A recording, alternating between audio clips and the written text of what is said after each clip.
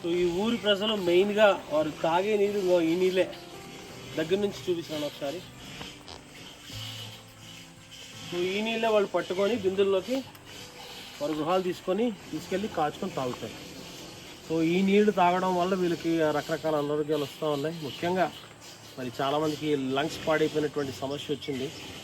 So అందుకని water purify చేసే ఏదైనా ఇన్స్ట్రుమెంట్ వీళ్ళకి కొందామని చెప్పి అనుకుంటున్నాం.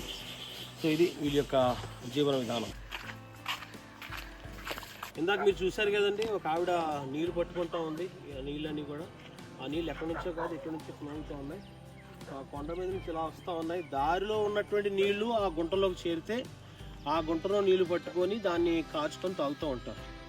మీకు చూపించట్లేదు కానీ ఈ దారి పొడవున అటు ఇటు మలమూత్ర విసర్జనాలు అవన్నీ ఉన్నాయి. సో వీటిని అంటుకుంటూ ఈ వాటర్ వెళ్తూ ఉంది. ఆ వాటర్ని వీళ్ళు తాగుతున్నారు. ఆలోచించండి ఎంత దారుణమైన పరిస్థితి. సో మీరే చెప్పండి, ఈ వాటర్ తాగితే ఎవరైనా ఆరోగ్యంగా ఉంటారా? నెవర్. సో వీళ్ళకి ఒక హెల్ప్ కావాలి. ఆ హెల్ప్ కోసం మనం అందరం కూడా కృషి చేద్దాం. That is.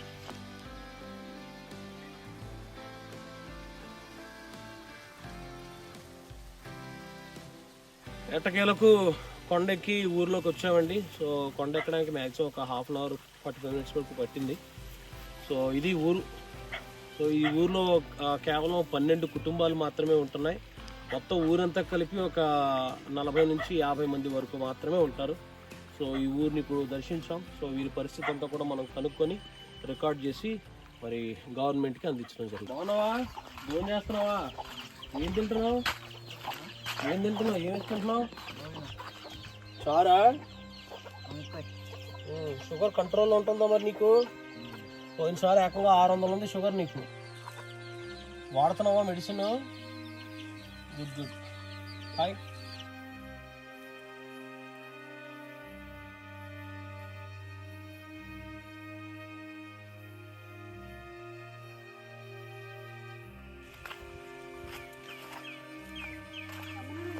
ఓకే అండి, మరి ఎట్టకేలకు మేము ఈ ప్రాంతానికి వచ్చాము. ఈ ప్రాంతంలో పరిస్థితులు ఏంటో మీకు అందరికీ చూపించడానికి ఇక్కడికి వచ్చాము. ప్రస్తుతం మా దగ్గర ఈ గ్రామానికి చెందినటువంటి ఒక అమ్మాయి, ఈమె పేరు కుమారి. మరి ఈమె ఈ గ్రామానికి సంబంధించినటువంటి విషయాలు మనకు వివరిస్తుంది. చెప్తల్లి, మరి ఈ గ్రామంలో ఎంతమంది ఉంటారు, ఎన్ని కుటుంబాలు ఉన్నాయి? ఈ గ్రామంలో మాది పత్తిపాడు మండలం అండి, కాకినాడ జిల్లా అండి. మాది గోకవరం పంచాయతీ అండి. మాది గిరిజనపురం గ్రామం అండి. అయితే అండి మేము 3 తరాల నుంచి ఇక్కడి నుంచి నివసిస్తున్నామండి. కానీ మాకు వాటర్ సమస్య, నీళ్ళ సమస్య, ఇల్లు సమస్య, పట్టల సమస్య, ఇల్లులు పట్టలు, భూమి పట్టలు, ప్రతి ఒక్క సమస్య అండి. మాకు ఏ ఆధారం పెట్టి మేము బ్రతకడానికి కూడా ఏ ఆధారం లేదండి.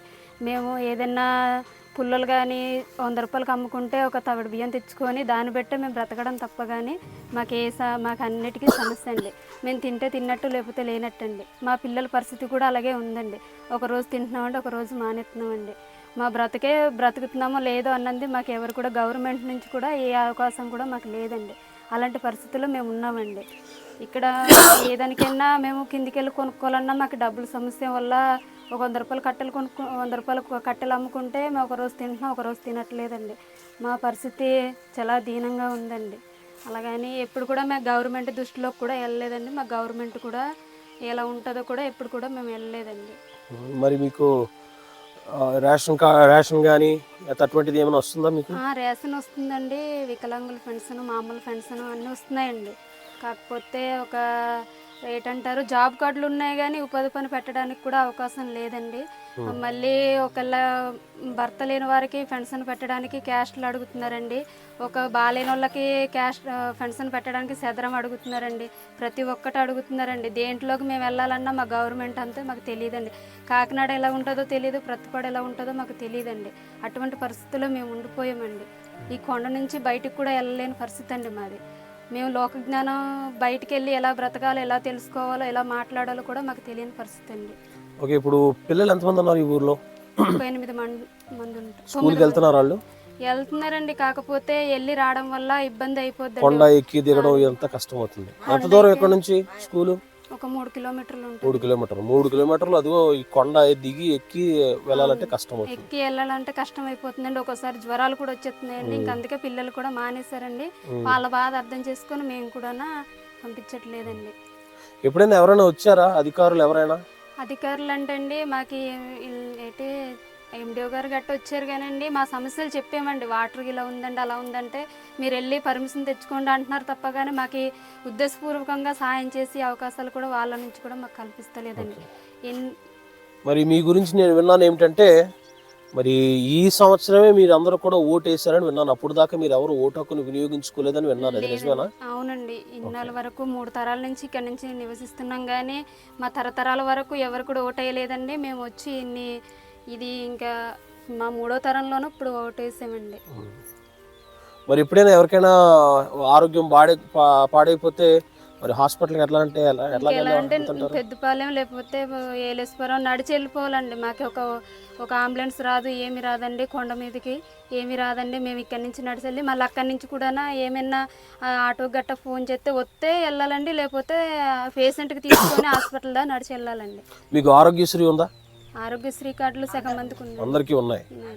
మాకైతే రేషన్ కార్డు కూడా లేదండి. అటువంటి పరిస్థితి అండి. కొంతమందికి రేషన్ కార్డు ఉంది, కొంతమందికి రేషన్ కార్డు లేదు. మాకు ఒక్కళ్ళకే.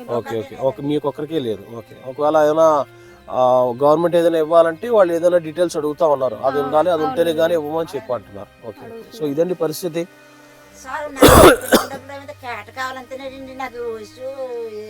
నాకు 52 సంవత్సరాలు లేదండి. నా భర్త చచ్చిపోయి 8 నెలలండి. మరి నాకు కేట కావాలంటున్నారండి. నా ముసలి దానికి నేను కేట ఎక్కడ తెచ్చుకోనండి. పత్తి ఆఫీస్కి వెళ్తున్నానండి. వెళ్ళినా సరే కేట తెచ్చుకోమంటున్నారండి. కేటలా చేసుకుని నాకేం తెలిసిందండి. పత్తి ఆఫీస్కి వెళ్తున్నాండి, ఎంఆర్ఓ ఆఫీస్కి వెళ్ళండి, ఎమ్మెల్యే గారు ఆఫీస్కి వెళ్ళండి. ఎలాగర పట్టుకున్నానండి, కాళ్ళు పట్టుకున్నా నాకు కేట కావాలంటున్నారండి. నాకు వయసు అయిపోయింది కదండి. నాకు 52 సంవత్సరాలు ఇప్పుడు మా భర్త చచ్చిపోయి 8వ నెలండి. నాకు పెంచిన లేదని ఎలా బతకానండి. నా వయసు చూడండి బాబయ్య. సో ఇదండి పరిస్థితి. మరి చాలా అవసరతలతో వారు ఉన్నారు. అంతేకాకుండా ఇంకా అనారోగ్యంతో ఉన్న పోయినసారి మేము వచ్చినప్పుడు ఒక యవనస్తుడు, ఏం పేరు అబ్బాయి పేరు, లంగ్స్ పాడైపోయినాయి అన్నారు కదా, బాలకృష్ణ. తనకి ఈ వాటర్ తాగడం వల్ల లంగ్స్ 2 పాడైపోయినాయి. ఆ పరిస్థితి తనకొక్కడికే కాదు, ఇంకా చాలా మందికి ఉన్నాయి. సో వారందరూ కూడా మరి ట్రీట్మెంట్ తీసుకోవాలంటే చాలా ఖర్చు అవుతుంది. మరి ఆ ఖర్చు చేయలేక ట్రీట్మెంట్ కూడా సరిగ్గా తీసుకోలేకపోతున్నారు, మెడిసిన్ కూడా సరిగ్గా వాడలేకపోతున్నారు. ఇది పరిస్థితి. ఇంకా ఆ లోపల ఆ నీళ్ళ మీద పడిపోతుంది వరద తెచ్చుకొని మేము తాగుతున్నామండి. మరి ఆ పురుగులు గట్టి వెళ్ళి ఆ వరదలో వెళ్ళిపోతున్నాయండి. పురుగులే కాదు, దారిలో చూసాం ఈ మలమంతా కూడా అక్కడే ఉంది. ఆ నీరు తెల్లి కూడా అవునవును, అదే నీళ్ళు తెచ్చుకొని మేము ఏం చేయాలండి. మరి మంచిని దొరకని పరిస్థితి అండి మాది. ఆ పరిస్థితిలో నా మంచిని తెచ్చుకొని తాగుతున్నాం. మరి ఏం చేయాలి, నీళ్ళు లేని పరిస్థితి. కొండ మీద కోతికైనా ఆహారం దొరుకుతుంది, మాకు ఆ పాలకు ఆహారం దొరకలేదండి బాబయ్య. ఈ పరిస్థితిలో బతికితే ఏం చేస్తారు, ఏం లేదు బాబయ్య. తప్పకుండా మీ యొక్క పరిస్థితిని గవర్నమెంట్ దృష్టికి తీసుకెళ్తాము. గవర్నమెంట్ తప్పకుండా సాయం చేస్తారు. దాన్ని అక్కడ కూడా వెళ్దాం. ఏంటమ్మా అతని పరిస్థితి? అతని పేరు ఉల్లి గంగరాజు అండి. అతనికండి టీవీ నీరసం ఉందండి. ప్రతి ఒక్క సమస్య, కాళ్ళు కూడా రావట్లేదండి. షుగర్ కూడా ఉంది. పోయినసారి వచ్చినప్పుడు 600 ఎంతో ఉంది షుగర్. అవునండి. అతనికి ఎక్కడికి వెళ్ళినా, కలెక్టర్ ఆఫీస్కి వెళ్ళినా అతను కష్టపడలేకపోతున్నాడండి. పెన్షన్ ఎట్టండి అని మేము వెళ్ళి బ్రతులాడుకున్నా కానీ ఈ బాధకి సమస్యకి సెదరం చేయించుకుంటే అప్పుడు పెన్షన్ ఓకే అలా అంటున్నారండి. కానీ అతను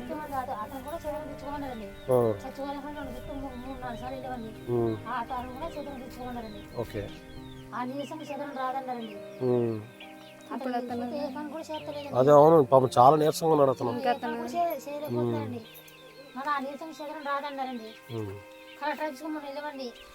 అక్కడ కూడా అలాగన్నారండి. చదరం పెట్టుకుని అన్నారండి. చదరం పెడితే ఆ నీసం చదరం రాదంటున్నారండి. పెన్షన్ రాదంటే చదరం రాకపోతే మళ్ళీ దానికి పెన్షన్ అది రాదు. అందువల్ల ఏ పని కూడా చేయలేకపోతున్నాడు. ఎలా బతికండి అతను? పిల్లలు అతను 3 పిల్లలు, భార్య, అతను 5 కుటుంబం. ఓకే, అతను ఎలా బతికారో అర్థం తెలుస్తలేదు.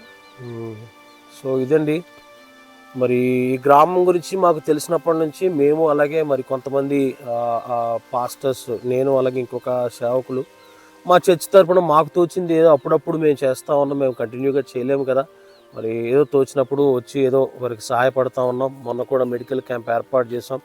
సో ఒకరోజు కొద్దిగా మరి చక్కటి మెడిసిన్స్ కూడా తీసుకున్నారు. ఏదైనప్పటికీ మరి ఈ గ్రామం చాలా ఇబ్బందుల్లో ఉన్నారు. మరి మీరే అర్థం చేసుకోండి, భారతదేశానికి స్వాతంత్రం వచ్చిన 75 సంవత్సరాల తర్వాత ఇప్పుడే వారు ఓటు హక్కును వినియోగించుకున్నారంటే వారి పరిస్థితి ఎంత దారుణంగా ఉందో ఆలోచించండి. సో ఖచ్చితంగా మనం గవర్నమెంట్ దృష్టికి తీసుకెళ్దాం. మరి గవర్నమెంట్ ఖచ్చితంగా వీరి విషయంలో సహాయం చేస్తుందని ఖచ్చితంగా నేను నమ్ముతున్నాను. సో వీరికి ఆశ్రయం ఇద్దాం, ఆధారంగా మనం ఉందాం.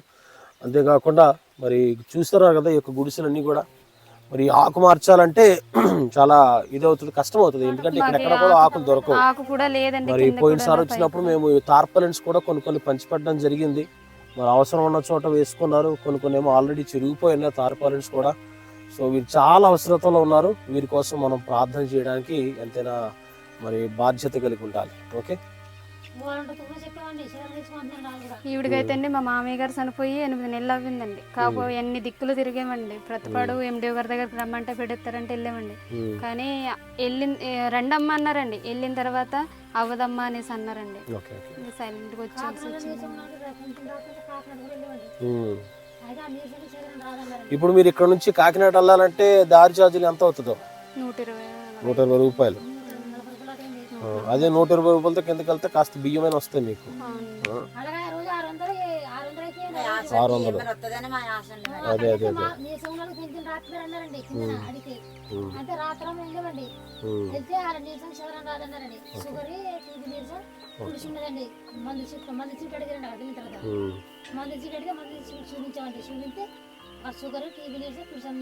ఓకే.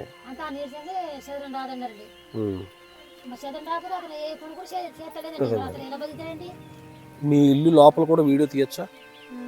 తీస్తారు కొద్దిగా, అది ఇచ్చేసాను.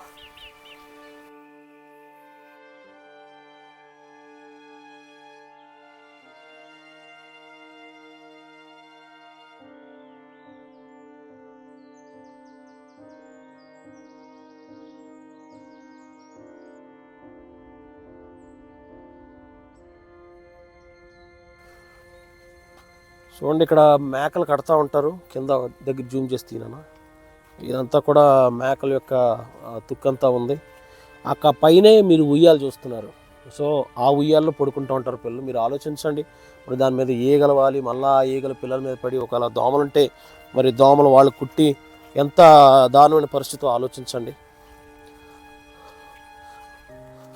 సో అనుకుంటున్నాం మేము, మరి వీలైతే నెక్స్ట్ టైం వచ్చినప్పుడు వీళ్ళకి విత్తనాలు తీసుకొద్దాం అనుకుంటున్నాం. మరి కాయగూరల విత్తనాలు, ఆకుకూరల విత్తనాలు లాంటివి తీసుకొస్తే వీరు పండించుకోవడానికి అవకాశం ఉంటుంది కదా అని. అంతేకాకుండా నీట్నెస్ అస్సలు లేదు ఇక్కడ. సో నీట్నెస్ లేకపోవడం వల్ల కూడా రకరకాల నీరసాలు, జ్వరాలు వస్తూ ఉన్నాయి. సో అది కూడా మేము నేర్పించాలి. చూశారు కదండి ఎట్లా ఉన్నాయో. సో ఇలాంటి ప్లేసుల్లో వారు ఉంటున్నప్పుడు మరి వాళ్ళకి అనారోగ్యం రాదా చెప్పండి? పాప వాళ్ళకి ఎక్కడ ఉండాలి, ఎట్లా క్లీన్ చేసుకోవాలో కూడా అర్థం కాని పరిస్థితుల్లో ఉన్నారు వాళ్ళు. సో ఇది ఈ కొండల్లో ఉన్న పుల్లలు ఏవైతే ఉన్నాయో అవన్నీ కూడా కొట్టుకొని కొండ దిగి ఊరిలోకి వెళ్ళి వాటిని అమ్ముకొని, పుల్లలు అమ్ముకుంటే ఒక 100 రూపాయలు వస్తాయేమో. ఆ 100 రూపాయలతో బియ్యము, పప్పులు ఇవన్నీ కొనుక్కొని పైకి వచ్చి వారు వండుకుంటూ ఉంటారు. సో ఫస్ట్ టైం నేను వచ్చినప్పుడు ఒక ఆమె వంట చేస్తూ ఉంది. ఏం చేస్తున్నాం అంటే ఏదో ఆకుకూరలు వండుతూ ఉంది. ఏం ఆకులు అంటే ఇదిగోండి చుట్టుపక్కల ఉన్నాయి కదండి ఆకులు, అదే వండుకుంటాను అన్నది. సో అంత దారుణమైనటువంటి పరిస్థితి. ఇవన్నీ తిననా దా.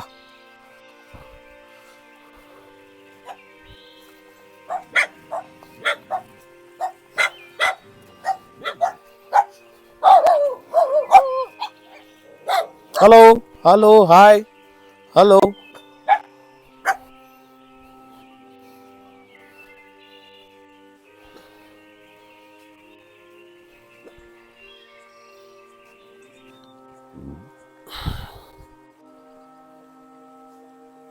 అసలు ముందు ఇంకా ఎదురు ఉండేవారు వీళ్ళు. సో అక్కడ నుంచి ఇక్కడికి వచ్చేసారు. ఇంకా పైన ఉండేవారు. అంటే అంత దూరం వారు నడవలేక ఇక్కడికి వచ్చి ఇక్కడ కట్టుకున్నారు వీళ్ళు. అవును, మంచినీళ్ళు లేక ఇట్లాగా పుల్లలు కొట్టుకుంటారండి.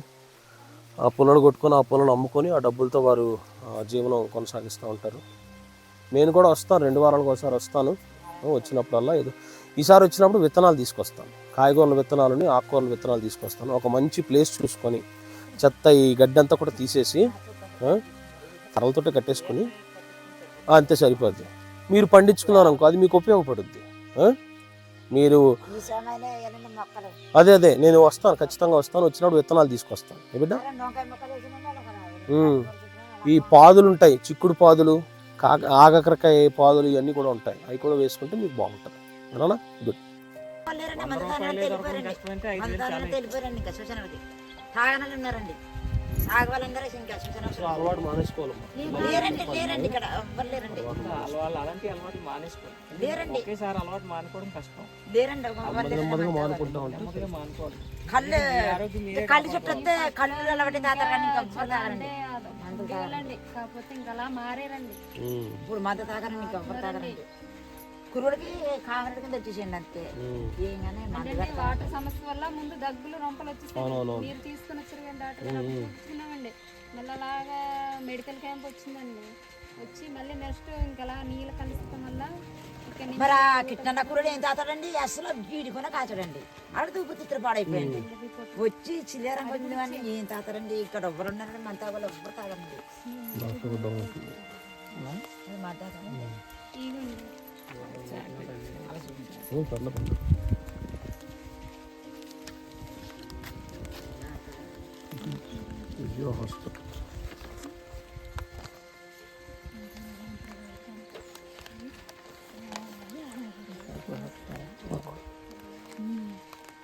ఇప్పుడు ఇన్ని టెస్టులు మనం చేసుకోవాలంటేనే మనకి ఎంత ఖర్చు అవుద్దో ఆలోచించండి. వీళ్ళు మరి ఈ ప్లేస్లో ఉన్న వాళ్ళు ఎలా ఇన్ని టెస్టులు చేసుకోవాలంటే వాళ్ళకి ఎంత ఖర్చు అవుద్దో ఆలోచించండి. 5,000 ఖర్చు అయిందట. అది మనకి తక్కువ కావచ్చేమో కానీ వీరికి చాలా అమౌంట్ అది. సో కానీ తప్పటం లేదు ఆరోగ్య పరిస్థితులను బట్టి. తినడానికి తిండి కూడా లేదండి. అలాంటిది ఒకరు స్నానం చేసుకున్నామండి కురుడు కోసం. సరేమ్మా, దృష్టికి తీసుకెళ్తాను. జాగ్రత్త అంతే. తీసాను అయినా.